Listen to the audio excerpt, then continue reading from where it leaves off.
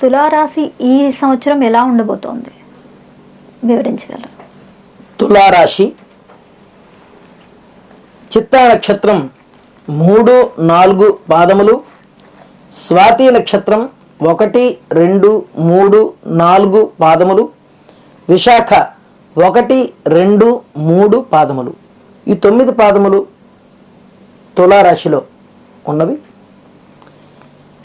ఈ రాశి వారికి ఆదాయం 2, వ్యయం 8, రాజపూజ్యం 1, అవమానం 5.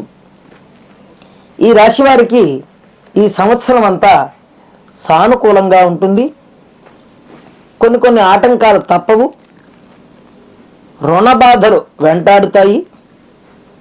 విద్యార్థులకి అభివృద్ధి ఉంటుంది. ఆధ్యాత్మికంగా పురోగతి సాధిస్తారు.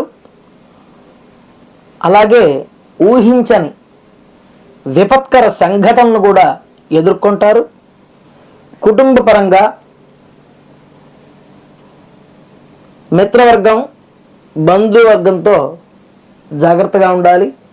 కొన్ని సార్లు కొన్ని సందర్భాల్లో విభేదాలు వచ్చే అవకాశాలు ఉన్నాయి.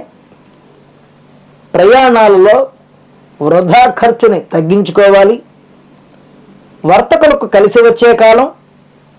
స్త్రీలకు ముఖ్యంగా ఈ సంవత్సరం చాలా బాగా కలిసి వచ్చేటువంటి కాలం. సంతానం వల్ల ఆనందం, భార్యాభర్తల మధ్య సరైన అవగాహన, అలాగే రాజకీయ నాయకులకు మహోన్నత కాలం. ప్రజల్లో మంచి పేరు ప్రఖ్యాతులు పొందుతారు. సొంత తెలివితేటలతో ఈ రాశివారు సమస్యల్ని పరిష్కారం చేసుకుంటారు. భాగస్వామ్య వ్యాపారములు కలిసి వస్తాయి. అలాగే కళారంగంలో ఉన్నవారు రాణిస్తారు. చిత్తా నక్షత్రం వారికి కష్టే ఫలి అన్నట్లుగా శ్రమకు తగ్గ ఫలితం పొందుతారు. స్వాతి నక్షత్రం స్వతంత్ర శక్తితో అన్ని కార్యాలని సాధిస్తారు. విశాఖ నక్షత్రం వారు ఆశయాలకి కష్టపడి నెరవేర్చుకుంటారు. అదృష్ట సంఖ్య ఈ రాశివారికి 6.